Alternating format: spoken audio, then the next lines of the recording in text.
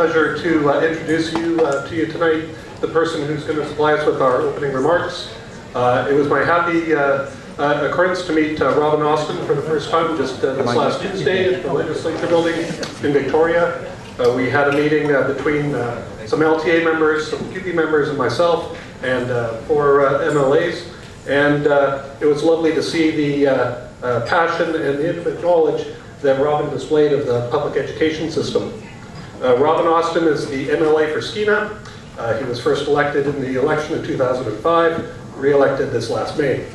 Robin serves as the opposition critic for education, early learning and literacy. Born in Britain with a vast work and educational experience abroad, Robin was Lord Canada by his wife of 25 years, Colleen. After trying Toronto for a little while, Robin and Colleen moved out west, eventually settling in Terrace, where he worked as a community schools coordinator and for a nonprofit society, and was also a foster parent. The father of 2 young adults himself, it was while acting as a foster parent that Robin found a passion for politics, seeing the deep need for the resources needed to improve the lives of children in BC. Robin was determined to act to improve the system. During his first term as an MLA, Robin was the opposition critic for fisheries and was the chair of the Special Legislative Committee on Sustainable Agriculture, or Aquaculture. And to our benefit tonight, he is now the education critic. So please help me introduce or welcome MLA for Skeena, Mr. Robin Austin.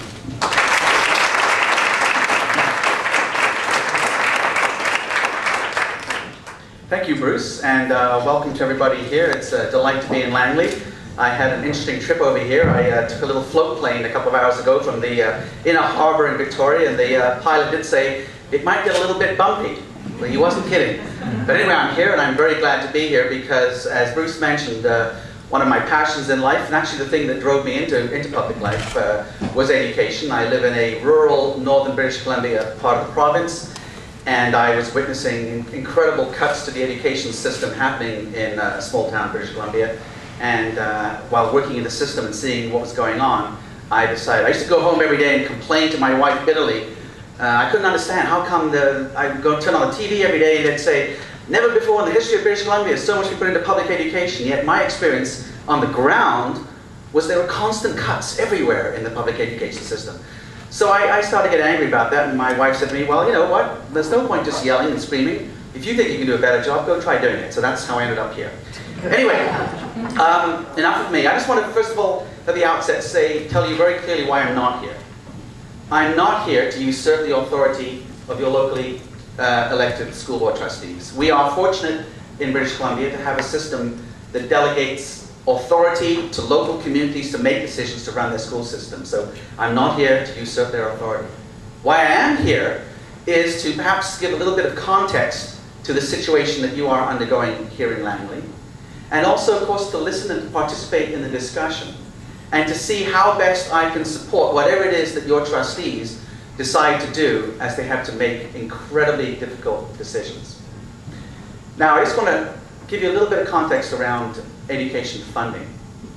As someone who works in central government as an MLA, it's important to note that while your trustees and yourselves have input into how your schools are run, the money comes from Victoria. Okay, it all is collected centrally in Victoria and is sent according to a formula. And that formula, I think most people, certainly the trustees that I speak to and to PAC parents would agree, is breaking down. And there's a number of reasons for it. It used to be, prior to changes in the funding formula, that there was per pupil student funding. In other words, a pocket of money that went with every student. So for every student you had in a particular school district, the government sent a certain amount of money. There were also other envelopes that were there to deal with sort of more special cases. So there were envelopes to deal with transportation, heating costs, the number of buildings in a school district. In my school district, 82, if you can imagine this, we go from Terrace to Stewart to Hazelton to Kitimat. It's an area probably 10 times the size of this school district. And there used to be money that recognized that if you kept lots of buildings, had to run lots of buildings in a huge geographic area, it costs you more than if you run 60 buildings in a small geographic area. The funding formula was changed so that most of the money now comes as per pupil student funding. And why is that significant? It's significant for two reasons. One is that when the per pupil student funding was made the major source of funding, not enough money was set aside for things like special needs. If you have more children identified with special needs who have IEPs, there wasn't necessarily enough money to cover that. It all had to come out of per pupil student funding. If you live in a part of the province where the heating costs were extraordinary because they have a huge snowfall, you didn't necessarily get extra money anymore. It had to come out of per pupil student funding. So when the government tells you, you know, we're giving more to per pupil student funding, that is one side of the equation. Just remember that lots of things have been downloaded into the education system over the last 6 or 7 years. Things that used to be covered directly out of Victoria in these other envelopes. So that's an important point to make. So you understand when you turn on the television and you see the Minister of Education saying, you know what, education funding has gone up and students have gone down, just recognize that's not the whole story. Okay, it's more complicated than that. So that's one thing I want to give you the context to. I also want to speak very, very briefly about the situation you're in terms of a deficit. You're not the only school district that is scrambling. I know that there are certain things that have gone on in this particular school district, and I'll let the discussion take place as to what has happened. That's not really why I'm here. But I want you to know that many school districts are undergoing a deficit. And the reason is that the government has constantly thrown new things in. The latest is all-day kindergarten. Okay? That was announced with great fanfare. I'm sure most people in this room, anyone who believes in public education, understands that all-day kindergarten is a good thing. The more our children have, the earlier they have an opportunity to experience education, the better they will succeed throughout the education system. But the problem is, it's been given the task to your local trustees to bring in all-day kindergarten without the dollars necessarily to do it. Do we have enough classrooms? Do we have enough teachers who teach primary? Don't worry about it. The local trustees will take care of it. So these kinds of decisions that come out of the Ministry of Education without any awareness as to whether the dollars are there to fund another huge program, because if your school district doesn't have it, guess what? It'll come out of your current operating costs. They'll make cuts elsewhere to bring in all-day K if that's what the minister says has to happen.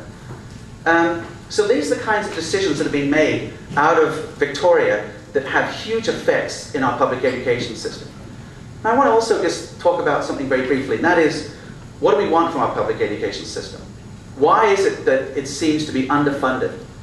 And it really concerns me, because I come from Britain. You may still get a hint of an accent. And I'll just tell you quickly our experience in Britain.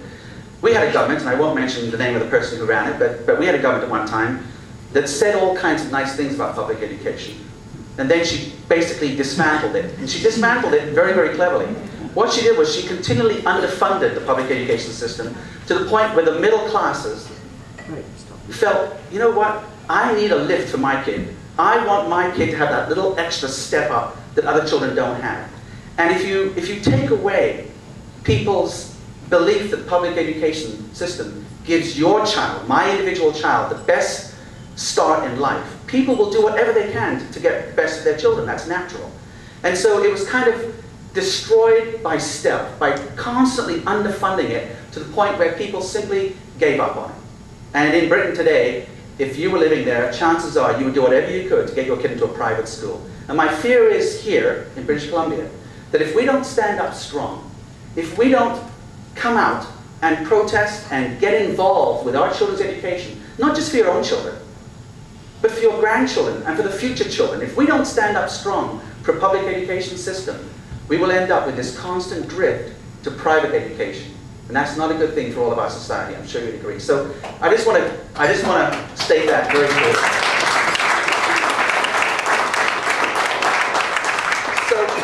I'm not here to do the talking, I'm here to do the listening, so I'm going to put the microphone down. I hope that we'll have a really good dialogue this evening. I want to hear lots of ideas coming out of you from the tables. And I look forward to the discussion, and I look forward to seeing whatever I can do as the education critic to support whatever it is that you guys here decide needs to be done. Thank you so much.